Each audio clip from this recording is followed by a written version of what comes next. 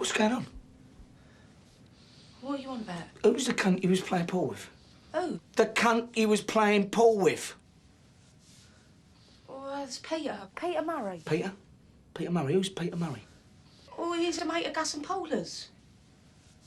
When did you meet him?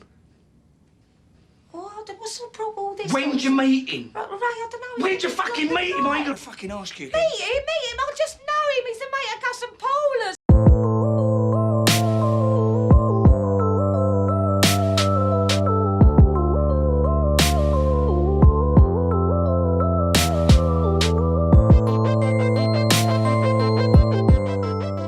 Nil by Mouth is a film that came out in 1997 that's written and directed by Gary Oldman.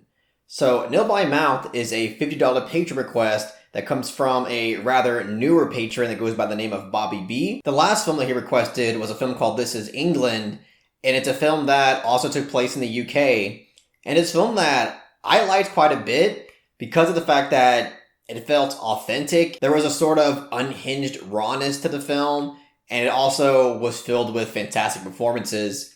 And honestly, the exact same could be said for Nil by Mouth, because this film is incredible. I actually think I like it even more than This Is England. But let me start off by saying this about the film. Nil by Mouth is a film, like I mentioned, is written and directed by Gary Oldman, who is obviously a lot more known as an actor. I had no idea that he had even wrote and directed a film until a couple months ago. And this is his one and only film.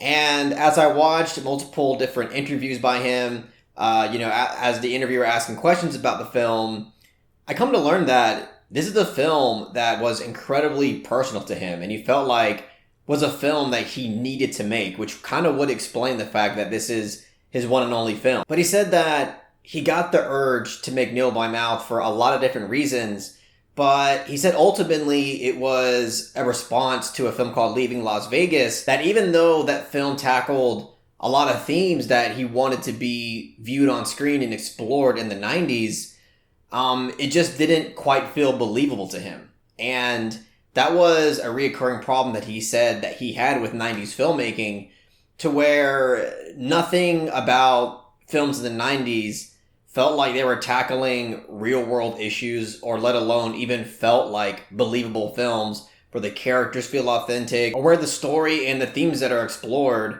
are not really explored in a more grounded and mature way that he wanted. And he actually kind of used Quentin Tarantino's films Reservoir Dogs as an example of films that he didn't want to continue seeing, which was these kind of trendy type of films that, even though I love Reservoir Dogs, it seems like a movie imitating a movie. I believe those were roughly his words, but I implore everybody to watch the interviews in regards to Nil by Mouth, because obviously he can say it a lot better than I can.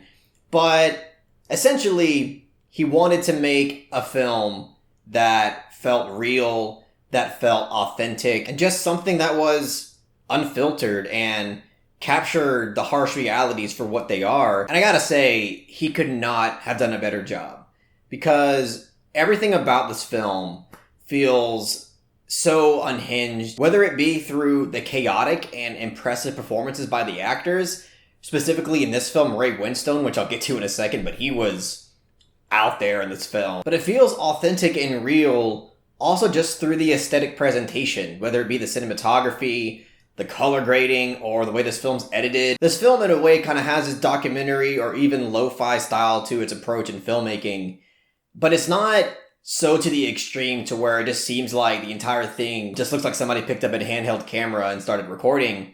But it's done just enough to really enhance that believability of this film, because this film still looks cinematic in a lot of different ways. Whether it be through the framing or the use of lighting, there are many different shots in this film that feel delicately directed and framed. But at the same time, it's also maintaining this type of rustic quality to its aesthetic presentation. And that's really impressive just from a filmmaking standpoint, to be able to balance something that looks cinematic and something that looks incredibly rustic at the same time. That's incredibly difficult to pull off, and I think Gary Oldman does it incredibly well here. But it's really the way that Gary Oldman chooses to explore the darker sides of humanity and dives into the harsh realities of drug abuse, of spousal abuse, of alcoholism, of crime. This film tackles so many different tragic and unfortunate and uncomfortable aspects of humanity that a lot of people relate to.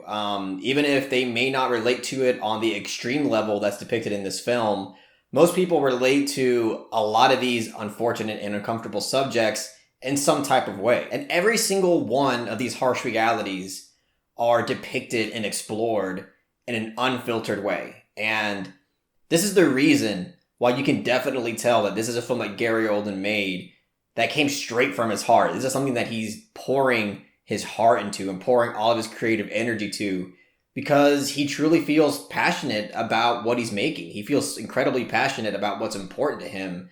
And that's easily visible through the way that the type of content is being depicted and is being presented in this film. And that's the exact reason why this film is difficult to watch in a lot of different ways, because even if you've never really personally experienced any of these things, just the way that Gary Oldman's able to capture this stuff on screen definitely gets people to understand the severity of these types of issues, especially when it comes to alcoholism and domestic abuse, because, my God, there is an intense domestic abuse scene in this film that is going to be incredibly difficult for a lot of people to watch. I mean, it's unhinged. There is no sugarcoating anything, especially during that scene.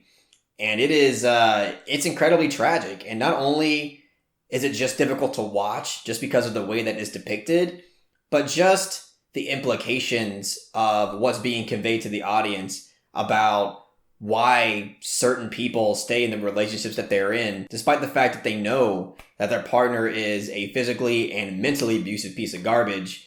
I think it conveys very well how someone can feel incredibly trapped in a situation like that. But this type of similar thing is also conveyed incredibly well when it comes to the whole drug abuse thing, in terms of how a mother can feel incredibly trapped to continue to support their son's horrible habit. And just all around, I feel like this film is able to express incredibly well that this lower class of society is filled with helpless people that feel like they're cornered and have no other option but to either reciprocate the kind of abusive and toxic behaviors that they were raised to behave with, while also at the same time being able to express that a lack of love in the household, on top of not having proper parental guidance, is just a recipe for disaster. And again, can only cause the vicious cycle to continue. It's like this horrible toxic circle of poison, while at the same time having that raw aesthetic presentation throughout the film makes it to where expressing these grounded and dark themes about humanity that much more effective. I really don't want to downplay the look of this film, because to me it's the look of this film that does make it quite immersive. It makes it to where you feel like you can smell the cigarette smoke and you can smell the booze coming from all these people's mouths. But the last, and certainly not the least thing I'm going to touch on in this review, is the acting. Ray Winstone plays the main character, Ray, in this film. And my God, I hated him throughout his entire film. I mean, his character enraged the ever-loving hell out of me. And that was only the case because he just embodied this monster of a character incredibly well. I mean, he really has to go there with the emotional intensity that's presented in this film. I mean, most of it is just pure rage and anger, because he is that type of father that is just an alcoholic to his core. And he's just this scummy, monstrous character throughout this film. But what I do like about his character is that even though he's awful, especially by the third act of this film, you get layers to him. And again, kind of further expresses a theme of this film. And also even the title of this film, Nil by Mouth, that shows you he's somebody who's also yearning for love and affection. He's just had such a horrible upbringing that he chose to kind of regurgitate that horrible behavior, unfortunately. But he's also just a product of a horrible household and a society that he feels like failed him. Really, the only criticism that I have with this film is that I do think it's a tad bit too long. It's a little bit over 2 hours long. And I do remember a segment where it focuses on the character that's dealing with drug addiction. There was a nice 5 or 10 minutes that I felt like it was just kind of dragging it along, and we could have done without that. I think if some of those portions were cut, it would have enhanced the film and made it feel a little bit more concise. But really beyond that, I think this film is incredible. It achieved exactly what it was going for, and you know, Gary Oldman, he's obviously not only a talent in front of the camera, but he's a talent behind the camera, and I wish that he would make more films. This is the only film he's ever made, and it's incredible. But apparently he doesn't make movies unless he feels it in every ounce of his soul. But either way, I'm going to give Nil by Mouth a soft 9 out of 10.